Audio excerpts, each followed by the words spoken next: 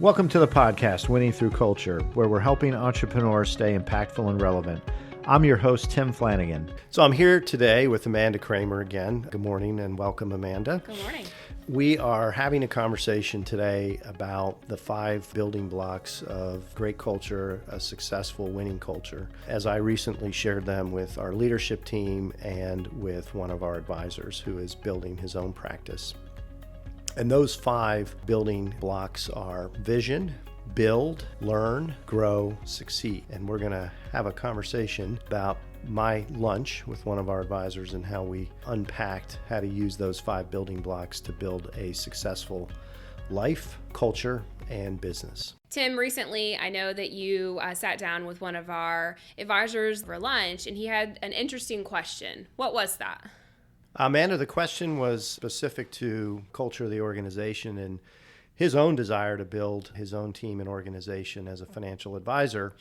And he wanted my advice and input on how to go about doing that and how to create a culture that's in alignment with who he is and what's important to him.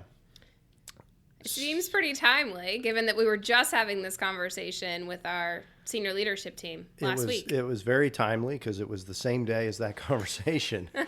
And so what I shared with him was the discussion that we had earlier that morning, which really, I think, is a good framework for what we've been doing as an organization now for quite some time and what I do believe any organization can focus in on. And I'd start with, as I shared with him at lunch, ultimately, the framework has got to be built around people. And, people make a culture, and the behaviors of people, the attitudes of people, and in essence, who they are, their values show up collectively as a culture. And so my first bit of advice to him was focus on the individual first, and getting the right people in the organization is going to have a lot to do with the type of culture you build. And with that, I shared with him that the first step, in my mind, there's 5 steps, is vision. What is the vision of the organization you want to create? And ultimately bringing that down to what is the vision of the people that you have in your organization. So I shared with him a vision I had of our organization 17 years ago when I started. And I won't go into all the details of that right now, but I did share with him the evolution of that vision. And I shared with him the importance of getting the people that were on the team at that point in alignment with that vision, to buy into that vision, and even more importantly, to help connect to their vision of what success looks like, and bring the vision of the organization and where I wanted to see us go to their own personal vision of who they are and what they wanted in their life. And so the first step was getting alignment around vision, both at the organizational level all the way down to the people level. That then led to the second step, which is build. And building is about recognizing that the evolution of a vision, the evolution of a culture, is as much as I would like to think otherwise, does not happen overnight.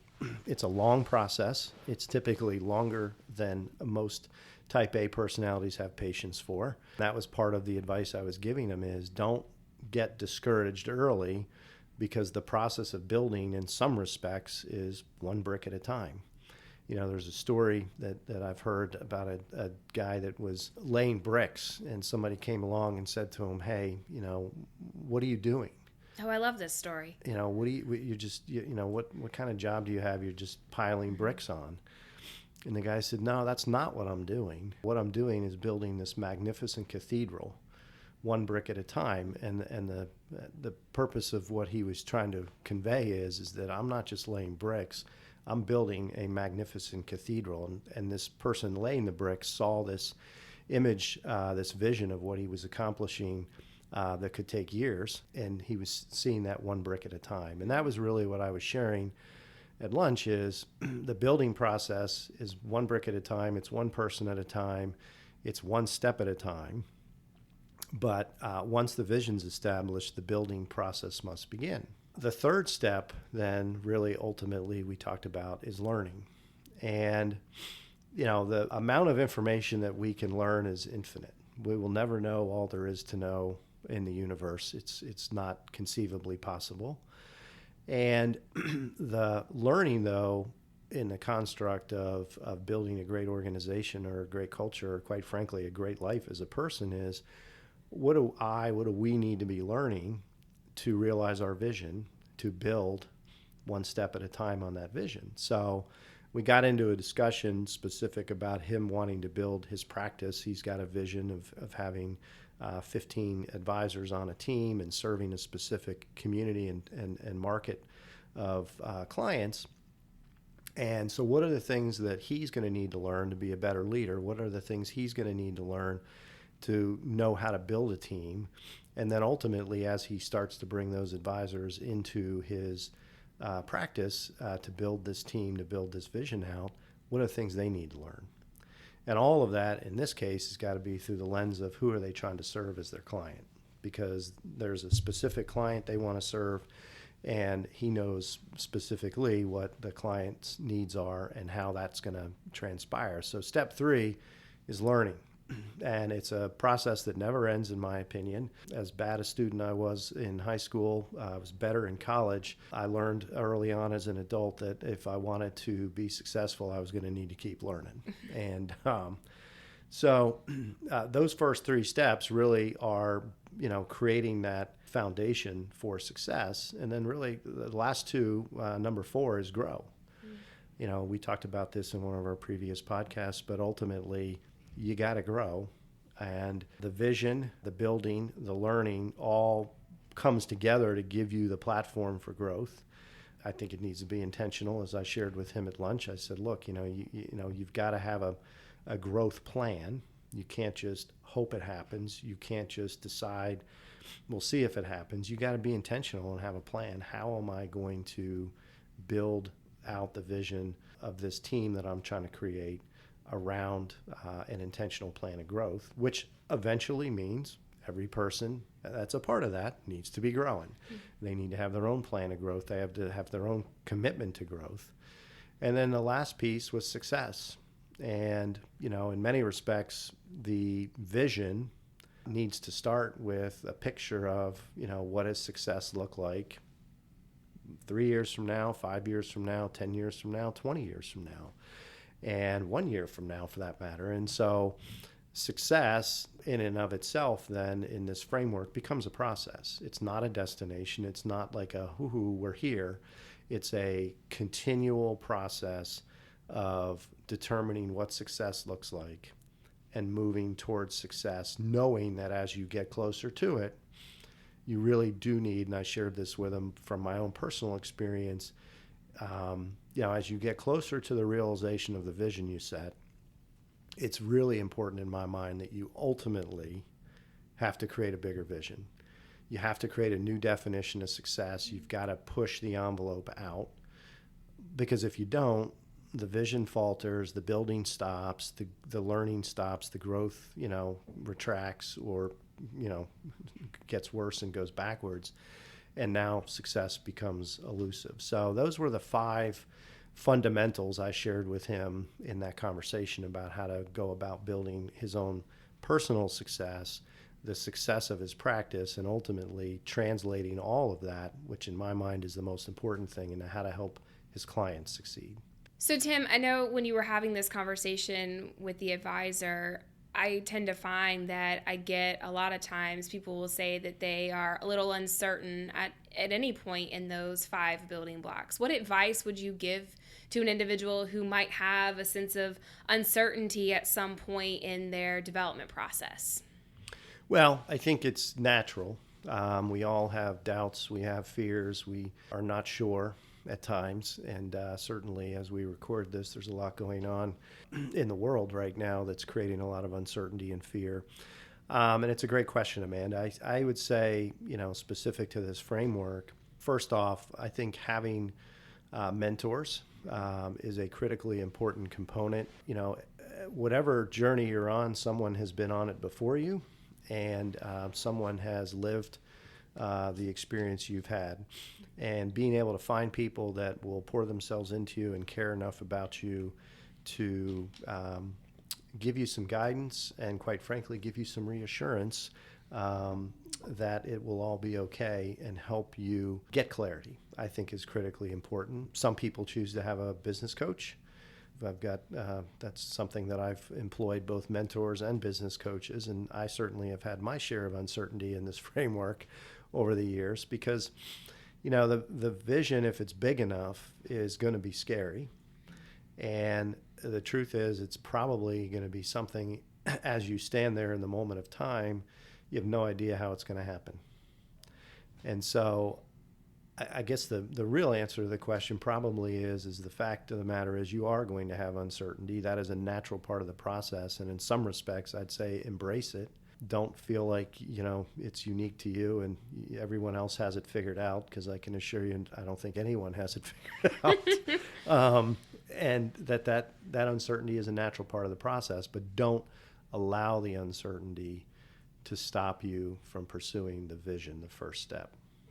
Do you ever find that individuals, when they do encounter uncertainty, whether it is in the building phase or maybe it's in the growing phase, that they almost retreat a little bit? Like, how would you encourage someone to, make that connection, employ a mentor or a business coach? I mean, not everybody is going to naturally gravitate towards seeking help.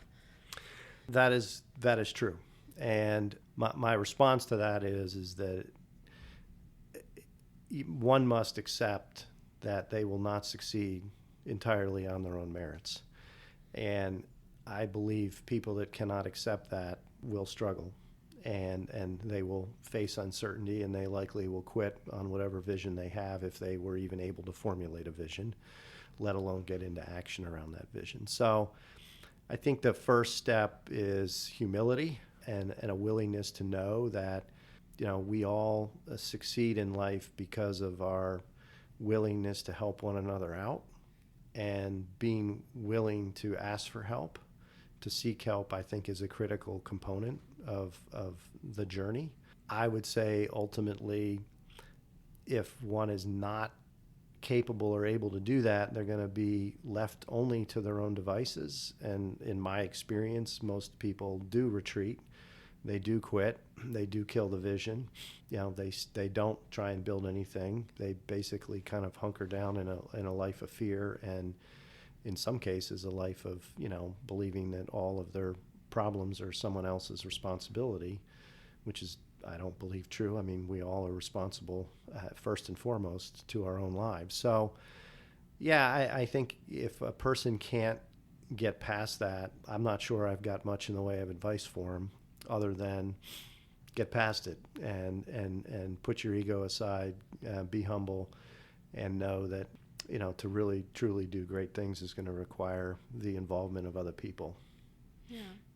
Well, I know that you're an avid reader, and it's a keen sense that I feel you've developed over time. But even if someone hasn't expressed that they are in a time of uncertainty, or maybe they are struggling a little bit, there always seems to be a book that ends up at that person's desk or at that person's office. Is there any, resource that you continually go back to help an individual who you might assume is in a period of uncertainty as they're trying to grow and build their practice? Yeah, and the truth is we all are at different times uncertain about things, and the truth is that no matter how far or not so far evolved we have become in our journey, the truth is there's going to be those moments in time. So yeah, I am an avid reader. I listen to a lot of podcasts, which I've been sharing more podcasts lately than books, because I think people are more willing to consume that content than read a book. It's kind of why we're here today, right? To a large extent, yes. This is a lot easier than writing a book. But in my relationships, I try and understand where someone is and what they need, and again, are they receptive to it? In some cases they aren't, but I'll initiate something. But yeah, I will definitely either share a book with them, a podcast, a story, a conversation, to try and help them get clarity. And again, not my responsibility to give them clarity. It's really about asking the right questions. And usually in those cases, the book I pick are things that might spur someone to say, I get it. Or I get, I have clarity now on this. So that's really how I like to use a book or a podcast in that regard, to help someone get unstuck or to gain clarity is not tell them the answer, which is what I used to do.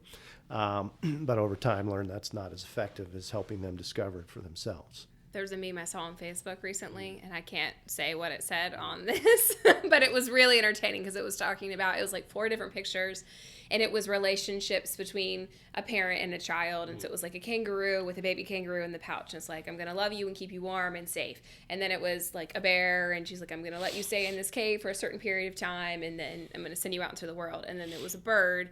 It was basically the mama bird's in the nest, and then the baby bird's like, you can see it flapping its wings like it's in some type of distress, basically, because the parent has pushed the baby bird out into the world, and it says fly something. And it was just interesting because it's how, certain relationships evolve over time, and letting them go to a place where failure is acceptable because you learn in those moments more often, sometimes better than you learn in the moments and when you have congratulations and success. So that leads me into a question about, when you do have individuals that are coming to you from your experiences and the mentorship that you've established with them, it's really hard to see or to let someone fail, so to speak, right? But there's a time in which that makes sense. So how, through your career and your life, have you gotten to a place where A, you can accept the fact that you're going to have to push somebody out of the nest, and then B, when you're watching them go through that process, what are you continually doing to support them through that? Oh, wow. All right. Unpack that. Yeah. Let's see how I do here. So first off, Amanda, I really do believe and have for quite some time that failure is a much better teacher than success. And this has been an evolutionary process for me because early in my career as a leader, I wanted to save everybody, and I didn't want to see them fail. I wanted to make sure they were going to be okay. And a couple of my mentors helped me realize, quite frankly, how destructive that was in my leadership, to try and, in essence, protect people from experiencing what they, in essence, need to experience in order to grow. You can't learn, well, you can, but I think you learn more, like I said, through failure than you do through success. And so as a leader, by setting up a dynamic where people don't have an opportunity to fail, I'm, in essence, setting up a dynamic where they don't have an opportunity to learn. And if they don't have an opportunity to learn, kind of stifling their opportunity to grow, which in turn stifles their opportunity to succeed. So fortunately, through some mentoring and coaching, I came to realize that I almost need to set things in motion for people to fail in a safe way, to learn through experiences, and to not jump in when I see them getting ready to make a mistake. Now, of course, if it's a really critical mistake, business-wise, culturally, to their own detriment, I'm not going to allow that to go forth.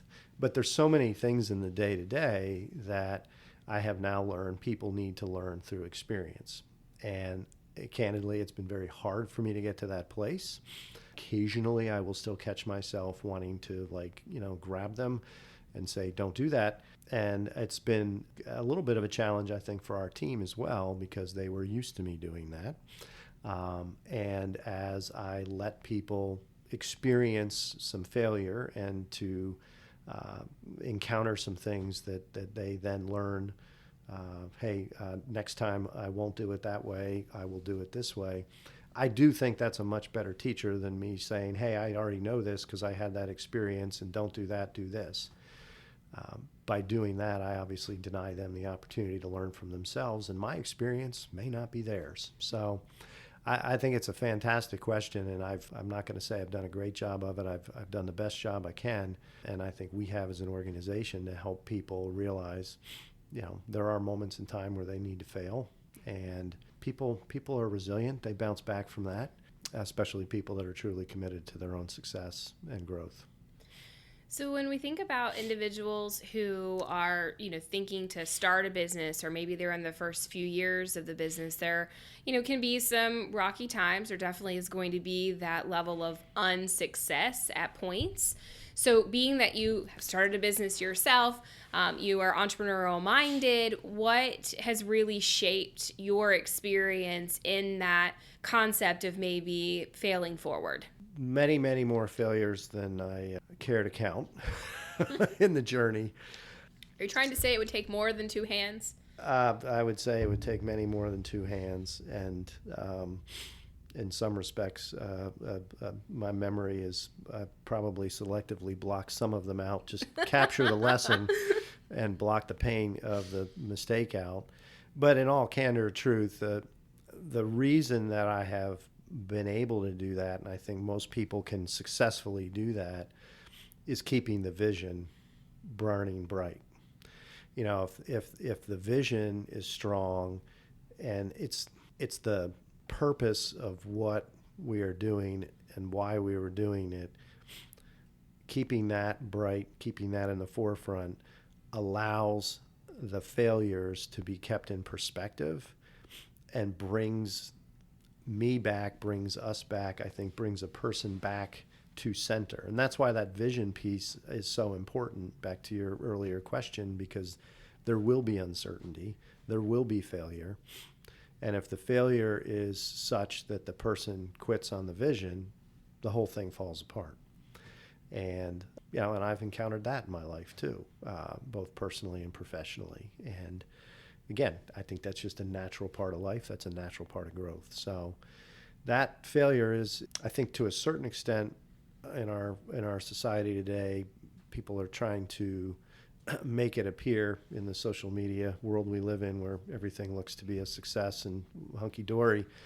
You know, the truth is, we all know in our hearts that life is but a bunch of failures and mistakes that we learn from and move on from.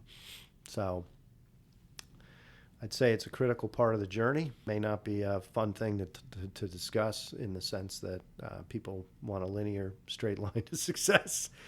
But I am not the person to give advice on that, as I like to say, because that's not my journey. There were a lot of detours along the way. A lot of detours, and I know there will be more.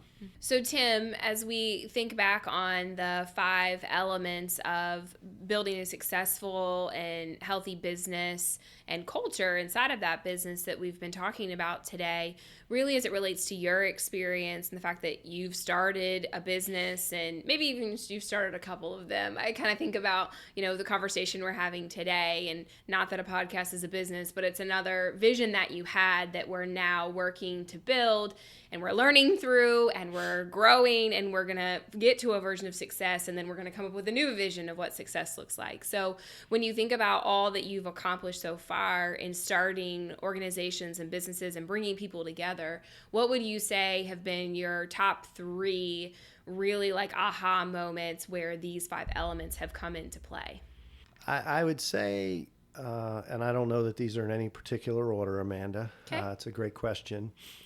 I would say the first one is a recognition that there really aren't any secrets to success, yet there are principles to success. And inside of those principles, there are fundamentals.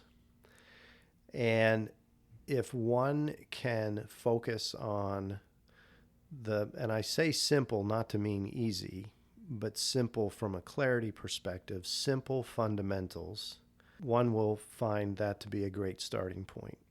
And what I mean by that is as a young entrepreneur, many years ago now, I thought perhaps there might be some shortcuts. And I say that mindset is very prevalent in our society today, but I said, well, I hear what the principles of success are, but I'm not sure they apply to me. I think I can do it this way.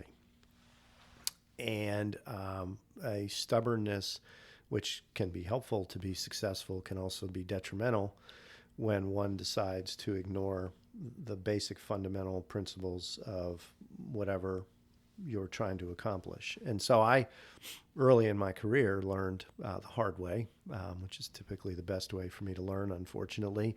I learned the hard way that if I violate the principles of success or the fundamentals that need to be accomplished in my endeavor, in my entrepreneurial endeavor, I will pay the consequence of that, and most likely will struggle more than I need to, and likely not even achieve anything that I'm trying to achieve, because I'm going against the fundamentals and principles of success. So that's my first, don't violate the fundamentals and principles of what it takes to succeed in whatever endeavor you're in. I would say number 2 is a recognition, and we spoke about this earlier, but I definitely would put it in the top 3, is a recognition that you're not going to accomplish whatever you're setting out to accomplish as an entrepreneur on your own. And again, our egos can convince us that, we can do something and do it all on our own, and then try and take success for it all on our own. But the truth is, no one succeeds on their own, in my opinion. And so I would say the second one is just a recognition that your entrepreneurial endeavor, your success in life, is going to come as a result of the quality of the relationships you have. And I would go with the third one then, being that in those relationships, as an entrepreneur, you always need to be focused on creating value for others. And that value is ultimately something they see a value, not what you think is of value. And so I would say the third one is really making sure that you make your entrepreneurial endeavor about providing and creating value for others and helping them achieve what is ultimately their vision of success. And that will really help you. So stick to the fundamentals, stick to the principles, number 1. Number 2, it's not all about you. It's about, the people that you can enlist in your entrepreneurial endeavor, your vision. And number 3 is make sure you're creating value for others in the process, and continually creating value for the people you're trying to serve with your business or your entrepreneurial endeavor. I've enjoyed spending time with you on this episode today, and be sure to continue along this winning journey with me. Thank you for listening to the Winning Through Culture podcast, and remember, stay impactful and relevant. To connect with us, you can find us on Instagram and LinkedIn at Winning Through Culture, and find us online at winningthroughculture.com, or just go to the show notes where you'll find all the links. We look forward to connecting with you and hearing from you. Thanks for listening.